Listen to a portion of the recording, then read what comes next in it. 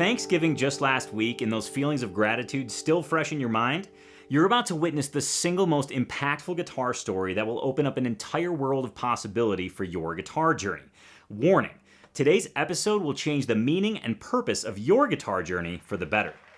Welcome to Acoustic Tuesday, episode 163. This show is designed to bring fun, focus, and progress to your guitar journey through my weekly Guitar Geek list and hearing success stories from your fellow guitar geeks. In fact, this week you'll be meeting TAC member Mike G, whose consistent practice routine has acted as somewhat of an anchor through a pretty chaotic year. Not only are you going to meet Mike G, you're also going to get the headlines from around the acoustic guitar industry, but we're going to kick things off with a story that's going to change your life. Yes, indeed, this story not only changed the lives of the people in it, it's going to change yours as well. Now, before I dig into the actual meat of the story, I want to make sure you understand each of the characters involved in the story. So let me introduce you to these four fine folks. Starting off first with my friend Jeremy Shepard. You may know him as Jeremy the Guitar Hunter, and yes, he has a YouTube channel where he literally hunts guitars. It's the coolest thing, and he finds some pretty interesting instruments, I gotta tell you that. In fact, this story is no exception. Now, for this story, Jeremy will start out playing the role of the liar, but later his character will take a turn for the better. Here's Jeremy if you don't know him. So a guitar showed up yesterday on Facebook. It's a 67 Martin D28. So the kid who's selling it is 14. The guitar belonged to his grandpa. So he's asking $4,500. Okay, so y'all were at 45. My first number is 3,500, and I got 3,500 in my pocket. My second number is 3,750. You will give $3,750. I got 3,750 today. I'm gonna sell it to you. All right. So here it is. I got it last night. I played it on my front porch. Sounds wonderful.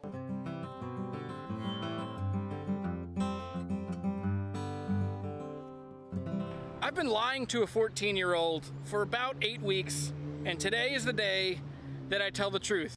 Yes, that is Jeremy. A key thing to know about Jeremy for this story is that he purchased a 1967 D28 from the original owner. A pretty stellar guitar with a pretty stellar story that you're going to hear about here in just a little bit. But let's move on to the next character in our story, and that is Joshua. One key thing to know about Joshua is that, well, Joshua loves bluegrass. He actually has a YouTube channel called Joshua Loves Bluegrass, where he plays and sings and talks about all things, well, bluegrass related. But if for some reason you don't know who Jeremy Shepard is, he's the one that bought my granddad's 1967 D28. Joshua desperately wanted a Martin HD 35. In fact, it was a guitar that was on his dream list, and that's how Jeremy met Joshua. Let's get to know more about Joshua and why he wanted this Martin HD 35. See, I'm hoping to get me a D35. My pastor's got one. It's set up, I guess the way it's set up, it's different. And I looked at all the other D35s. It don't sound like none of them. It sounds 100 times better. I think it is a HD. The braces are shifted. I don't know if they shift the D30. They're Scotland. Next, you need to meet Raymond. Raymond is Joshua's grandfather, a bluegrass picker, and the original owner of that 67 D28. Now, Raymond is selling this guitar to help finance the purchase of that new Martin HD 35 for Joshua. A pretty noble move, if I do say so myself, but that's just simply a paraphrasing of the story. Here's the story in Raymond's words. So why are you selling it? Well, it's worth too much. I got 3 grandsons that play. I can't will it to all of them. I'm 71 years old. Yeah, so that makes sense. You know, that's mainly because the reason I'm selling it to Chuck. He's playing good enough. He needs something. Something good, something he can hold on to.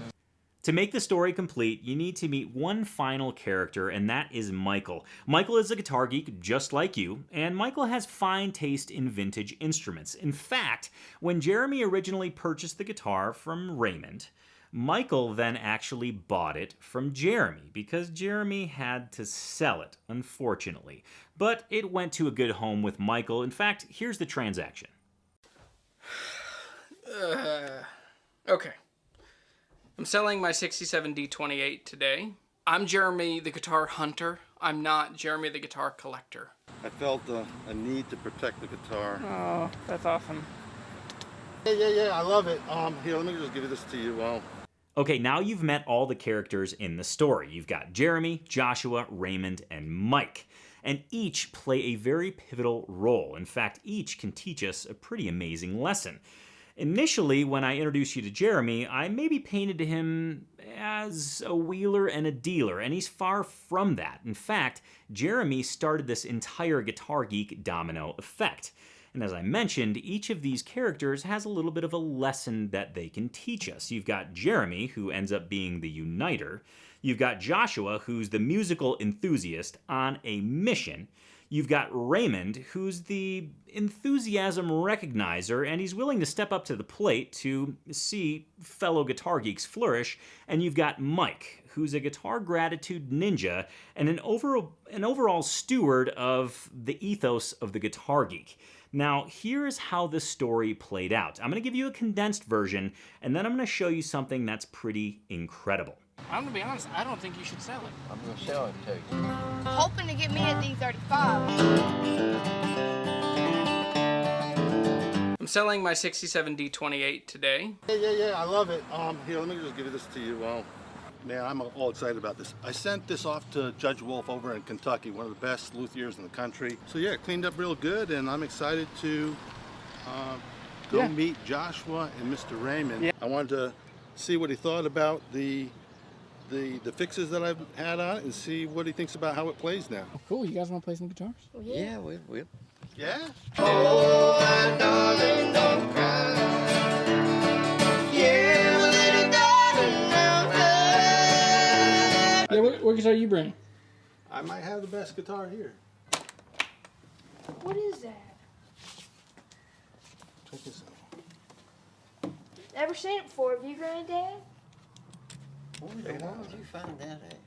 Now, as the story currently lies, Mike is the owner of that 1967 D28 until this happened. Check this out. You miss it, That Granddad? looks like my old guitar. I believe it is. I don't know.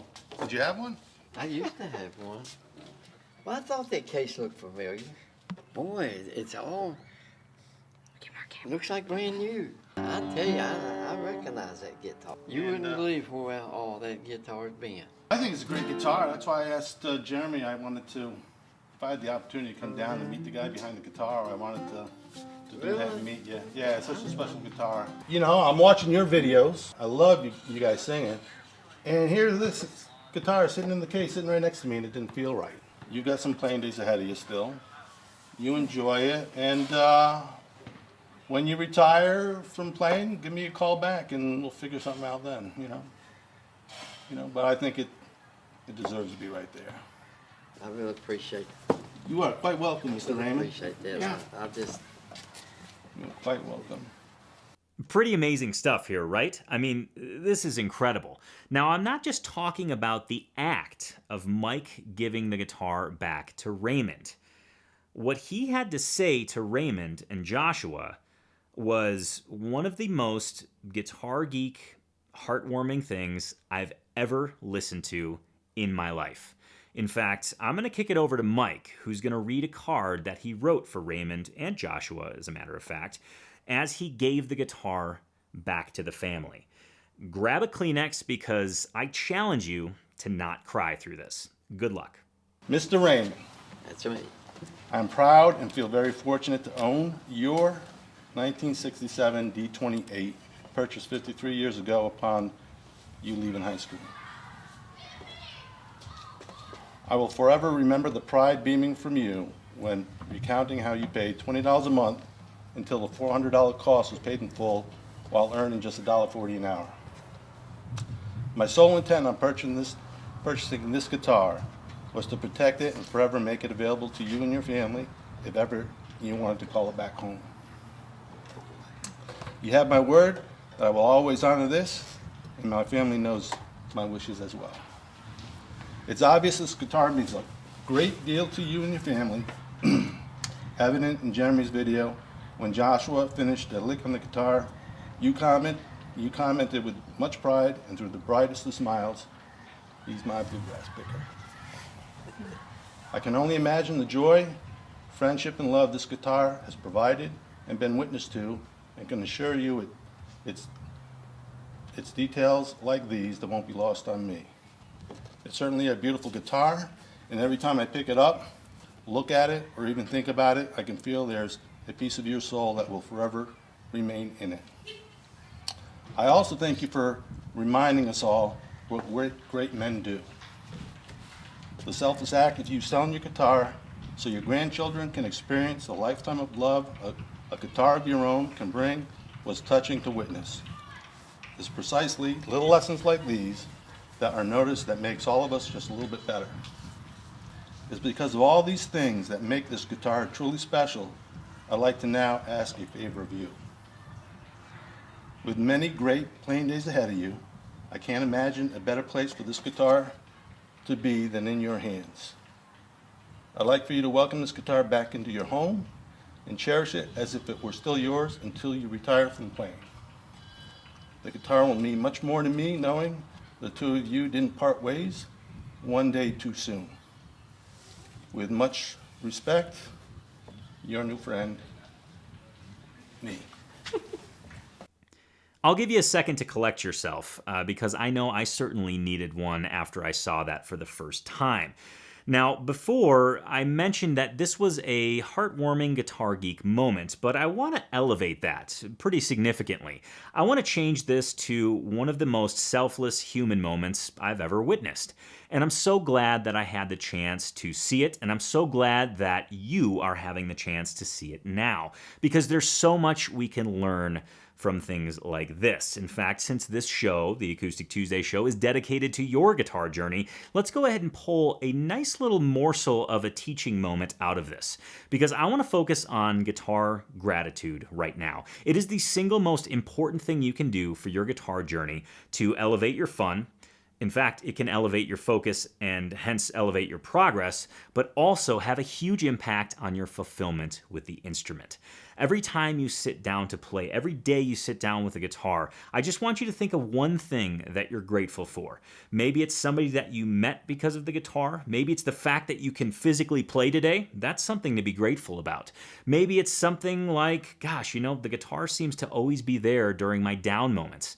That's a major piece of guitar gratitude for me. And sharing this gratitude, feeling this gratitude first off, is so important because it changes your whole mindset around the guitar, why you play, how you play, what it means to you. But sharing it has a profound effect, again, on the way that you experience fun when you play the guitar, on the way that you experience fulfillment, focus, and progress.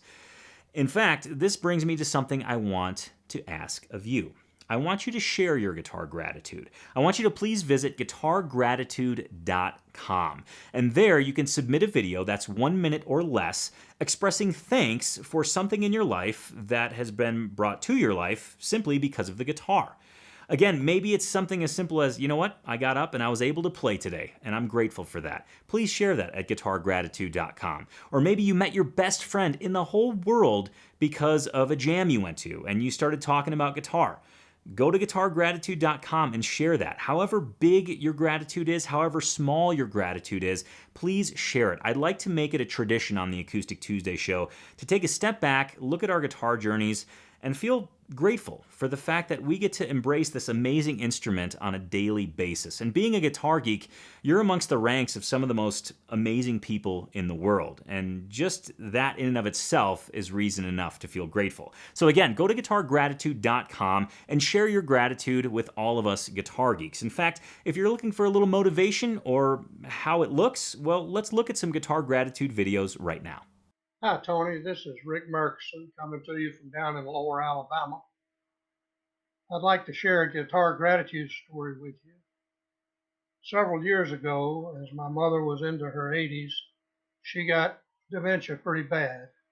And she would get to the point where she would say, I don't know who I am or what I am or where I am or why I am. And she was very worried about losing herself. Well, if I would break out the guitar and start singing some of the old family songs that had come down for generations from England and Scotland, some Sunday school songs and some ditties she taught us when we were kids, or even some Hank Williams, She would sing along and remember every word and the tune. And you could see the worry just falling off of her and the joy welling up in her. And that's my guitar gratitude story. Hey Tony, I just wanted to let you know why I'm grateful for my guitars.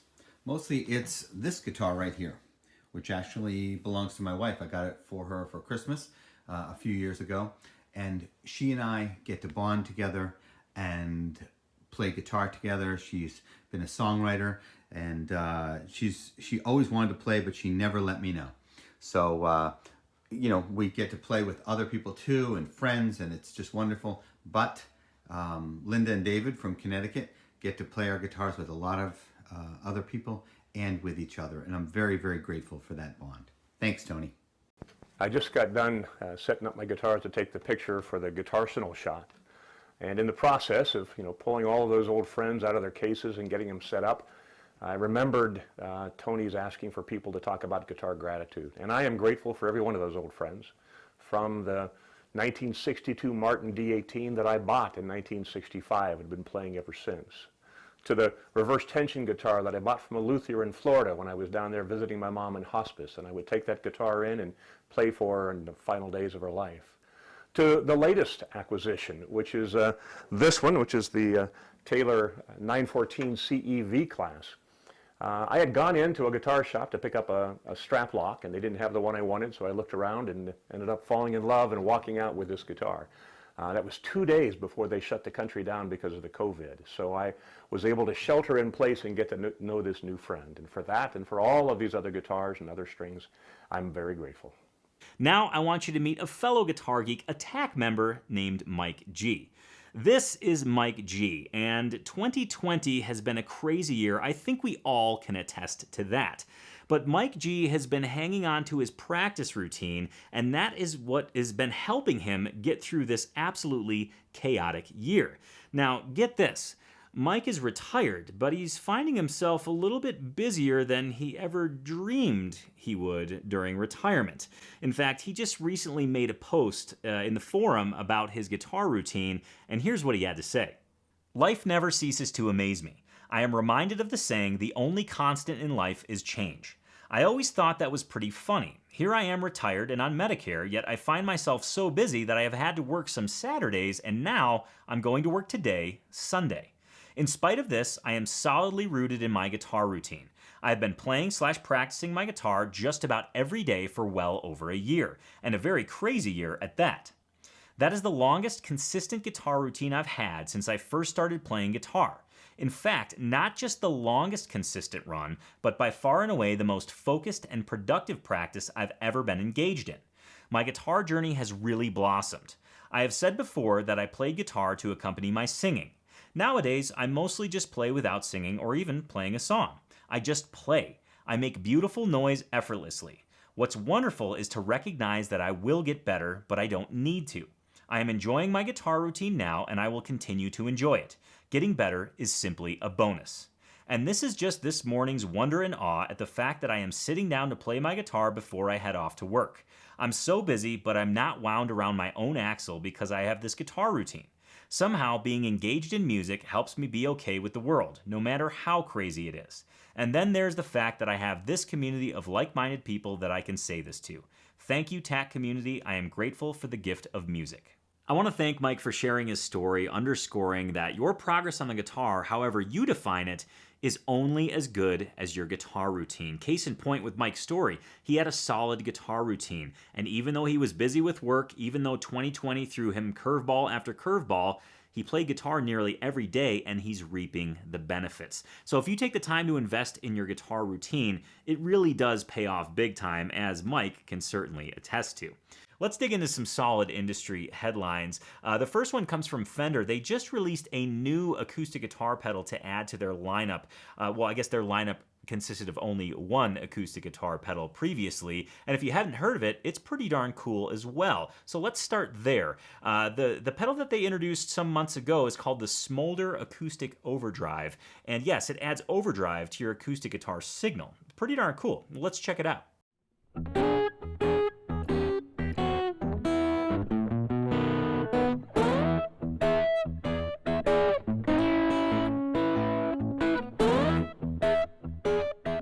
Okay, so as I said, that pedal was released some time ago. Now, just in the last couple weeks, they released a new reverb pedal specifically designed for the acoustic guitar. It's called the Preverb pedal. It functions as a preamp and a reverb. It sounds pretty darn tasty. I haven't had a chance to get my hands on one yet, but judging by the sound clips, it sounds really, really good. Let's give it a quick listen.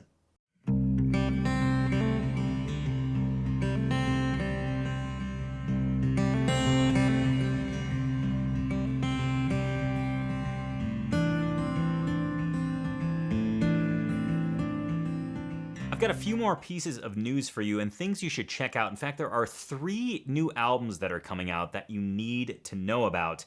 And I'm actually going to weave a little bit of a thread through these next couple items. They're all connected in one way or another. Check this out. First up on my list is something from Otis Gibbs. That name might ring a bell because I've featured him before on the Acoustic Tuesday show. Both his music, great singer-songwriter, awesome singer, and his podcast entitled Thanks for Giving a Damn.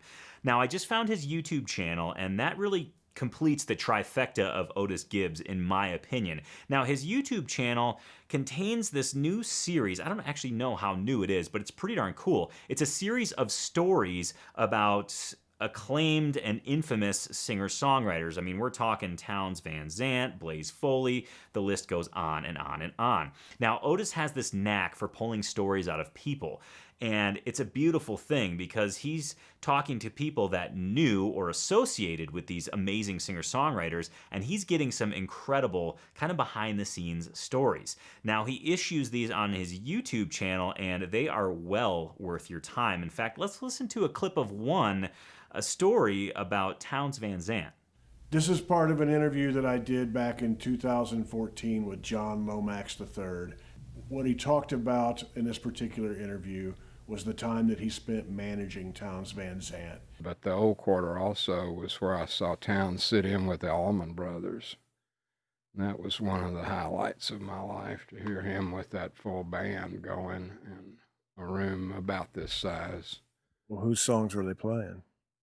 I remember, the only one I remember was Stormy Monday. Some great stuff from Otis Gibbs, and I really want to encourage you to check out his YouTube channel, subscribe, and really sink into some of those stories. There's some absolute, just kind of inspirational and mythical gold there, if you will. All right, the next thing that I want to share with you is also on YouTube, and it also involves a pretty acclaimed singer-songwriter by the name of Steve Earle. Now, I may have mentioned this in the past, but I really want to bring some focus to this because he's doing a series on YouTube called Steve Earle's Guitar Town. It's kind of a double innuendo, if you will. He's got the album Guitar Town, but this is a series where he's going through his own personal guitarsenal and talking about the amazing instruments that he owns, the majority of which are vintage. In fact, let's look at a clip right now where he talks about a 1928 National Tricone. Check this out. The cover of Johnny Winter's first record, not the first Columbia record, but his first record, which was on Imperial Records, was called The Progressive Blues Experiment. And it's a picture of him, he's kind of Beatles kind of haircut at that point, looking at his reflection in the back of one of these. And you don't see nothing but reflection in these things when you're looking at one in this kind of light. They're great for slide, and that's what he used it for. This one's tuned to MD. I don't really play slide, but I just... Now,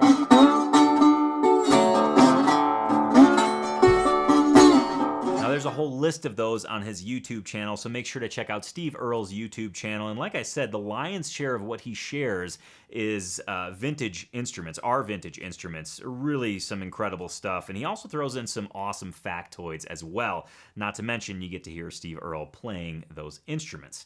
Speaking of Steve Earle playing instruments, that brings me to the next piece of news, and it has to do with a new album that Steve Earle is issuing in honor of his late son. The album will be entitled JT, and check this out. I'm going to just read this verbatim off of the post from YouTube, which described what's going to happen on this album. On the forthcoming album, JT, Steve Earle and the Dukes pay tribute to Steve's late son, Justin Townes Earle, who passed away on August 20th, 2020 in Nashville. The album will be released digitally on what would have been Justin's 39th birthday, which is January 4th, 2021, via New West Records. Physical copies will also be available on March 19th. Now, check this out. You can actually place your pre-order now. In fact, just to give you a little bit of a taste of what's going to be on this album, I want to share with you one of the songs that they recorded already, but let me just throw another little caveat about this album, because this album not only really shows, it's a great way for Steve Earle to honor his late son and really celebrate Justin Townes' life, but it also, to me, kind of underscores the healing power of music. And we talked about that just a couple episodes ago when we were listening to Eric Clapton talk about how healing music can be. And I think this is a huge step in that direction. Now, 100%, I'm going to read this again off of the YouTube description. 100% of the artist advances and royalties from the album JT will be donated to a trust for Etta St. James Earle, the 3-year-old daughter of Justin and Jen Earle. While somber in parts, the album is ultimately a rousing celebration of a life lived with passion and purpose. Now, with all that set up, let's listen to a quick cut of one of the tracks that they actually recorded already, Harlem River Blues. But I'm going uptown to the Harlem River to drown. Dirty water don't cover me over. I'm gonna make a sound. Next up, we've got a new album from Antoine Dufour that will be released in physical form December 4th, 2020. Digital copies are already available. The new album from Antoine will be entitled Reflect. In fact, he made a little bit of a promo about this new album, and here it is.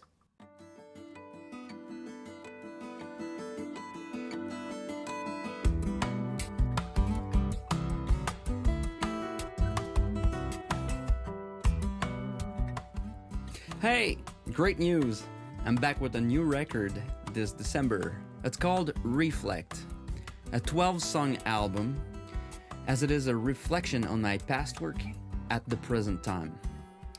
It includes singles I released over the past few years, as well as revisited versions of some old tunes of mine, a few collaborations with great musicians including Don Ross, and some experimental re-recording of a couple pieces with different approach. It is now your chance to pre-order my new music, and also a one-time only chance to get my entire catalog on CD. Those titles won't be reprinted after this, so this is the last chance you have to get all of my collection on CD quality format. Really excited to see a new release from Antoine. And as he mentioned in that promo, if you're a fan of physical music, make sure to check out his website because he's bundling together a lot of physical copies, a lot of final pressings of his music, meaning once they're gone, and they won't be available again. So if you're an Antoine fan, check out his website, see if any of those bundles are left. I'm not entirely sure there are any left at the moment, but it would be worth a check, as I mentioned, if you're an Antoine fan. Now, that is the second of 3 new albums that I'm telling you about today. And before I reveal the third one, let's review the 2 thus far. We've got Steve Earle's JT, we've got Antoine Dufour's Reflect, and then the third album I need to tell you about is coming out January 29th, 2021, and it's from Yasmin Williams, entitled Urban Driftwood. Yasmin is one of my favorite performers, one of my favorite artists by far. She's a wizard. She's a wizard of strings. You know, she plays the guitar. One hand does one thing, another hand does another thing. Her feet are involved in the percussive elements. Her compositions are just otherworldly. She makes music that literally transports you to another dimension. And I am so excited for this release. As I mentioned, it's entitled Urban Driftwood. It will be released on January 29th, 2021. If you're not familiar with Yasmin's work, you absolutely must hear it, but you don't have to go anywhere because we're going to listen to a little chunk of a song she wrote called Gitka right now.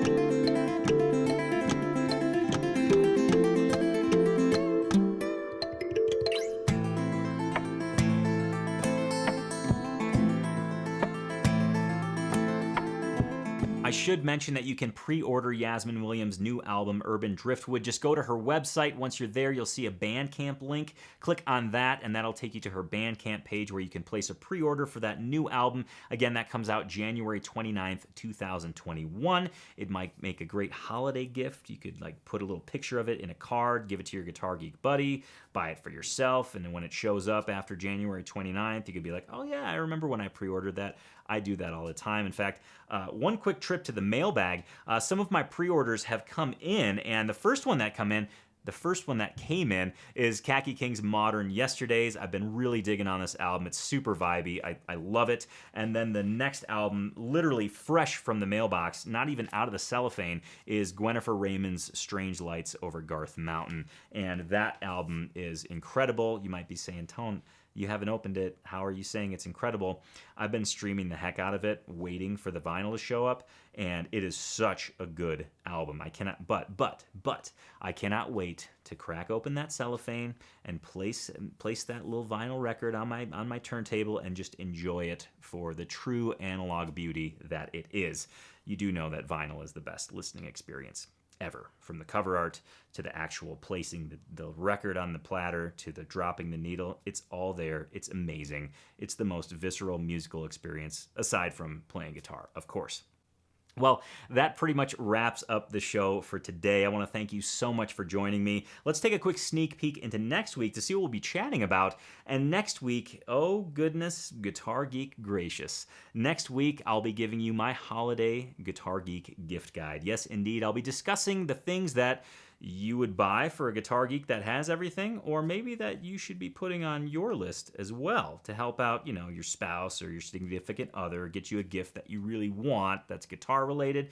Sometimes they don't buy us guitar gifts because they're not sure. Well, next week's episode, we're going to set the record straight. So I'm going to give you my holiday gift guide for this year next week on the Acoustic Tuesday show. Remember, you can catch Acoustic Tuesday every single Tuesday at 10 a.m. Mountain Time here on YouTube. And please do this. If you're not following TAC, TAC.guitar on Instagram, please do so. If you like the Acoustic Tuesday show, following tac.guitar on Instagram is pretty much like the Acoustic Tuesday show every day. You'll discover new music. You'll see what I'm working on. You'll see pictures of my dogs, maybe some hockey pictures, and some other behind-the-scenes random stuff. So make sure, again, to follow tac.guitar on Instagram. Thank you so much for joining me today. Thank you for being a guitar geek. Remember that your guitar progress, however you define it, is only as good as your guitar routine. So please take the time and invest in your guitar routine because it will pay off big time. Remember Mike G? We talked about Mike G earlier. His routine's paying off big time, and I want you to have a routine that will pay off big time as well. Thank you so much again for joining me today. Remember, Guitar Geeks Unite, and I'll see you next Tuesday on the Acoustic Tuesday show. Cheers.